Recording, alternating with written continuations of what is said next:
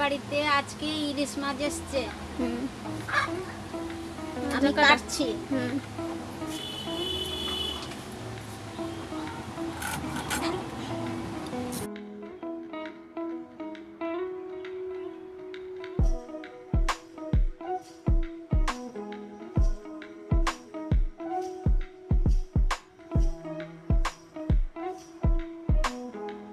মাছগুলো ভালো করে পরিষ্কার করে ধুয়ে নিচ্ছি। মাছগুলো হলুদ নুন মিশিয়ে নিলাম।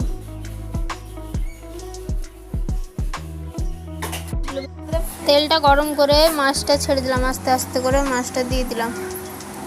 তেলটা গরম করে পেঁয়াজ দিয়ে দিলাম একটা, তারপর একটু নেড়ে নিলাম, নাড়তে থাকলাম। তারপরে পেঁয়াজ, টমেটো আর একটা কাঁচা লঙ্কা দিয়ে দিলাম।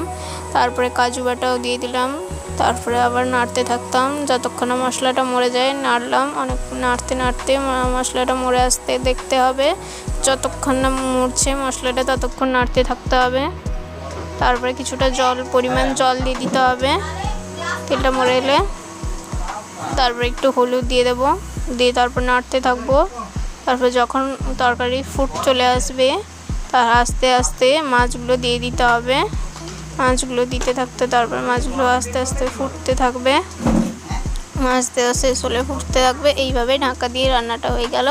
দেখুন কি সুন্দর লাগছে। আপনাদের যদি এই ভিডিওটি ভালো লেগে থাকে তাহলে অবশ্যই লাইক শেয়ার সাবস্ক্রাইব করে আমার পাশে থাকবেন।